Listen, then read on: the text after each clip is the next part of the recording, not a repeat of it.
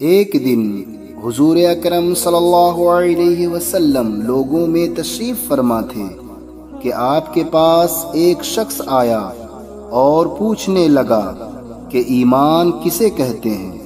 آپ صلی اللہ علیہ وسلم نے فرمایا کہ ایمان یہ ہے کہ تم اللہ پاک کے وجود اور اس کی وحدانیت پر ایمان لاؤ، اور اس کے فرشتوں کے وجود پر، اور اس اللہ کی ملاقات کے برحق ہونے پر، اور اس کے رسولوں کے برحق ہونے پر، اور مرنے کے بعد دوبارہ اٹھنے پر ایمان لاؤ۔ پھر اس نے پوچھا کہ اسلام کیا ہے؟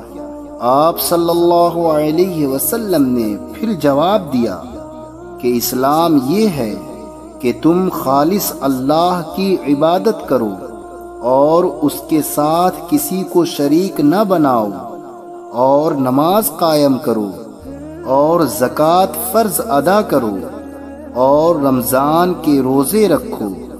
پھر اس نے احسان کے متعلق پوچھا۔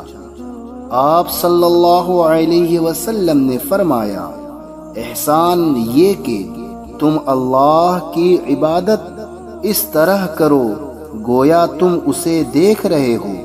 اگر یہ درجہ نہ حاصل ہو تو پھر یہ تو سمجھو کہ وہ تم کو دیکھ رہا ہے۔ پھر اس نے پوچھا کہ قیامت کب آئے گی؟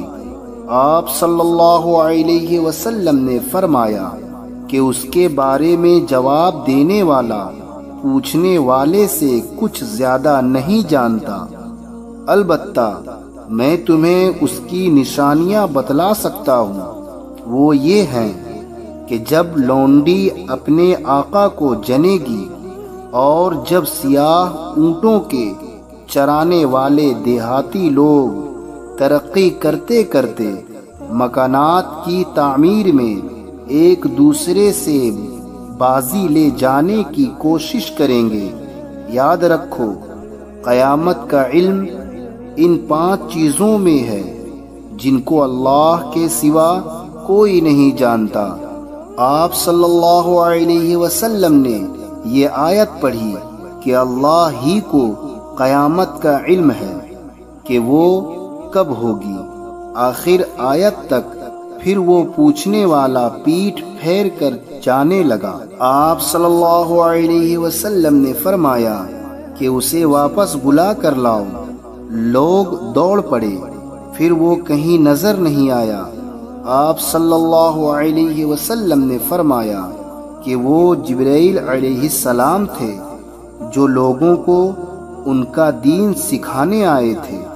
امام ابو عبداللہ بخاری فرماتے ہیں کہ آن حضرت صلی اللہ علیہ وسلم نے ان تمام باتوں کو ایمان ہی قرار دیا ہے۔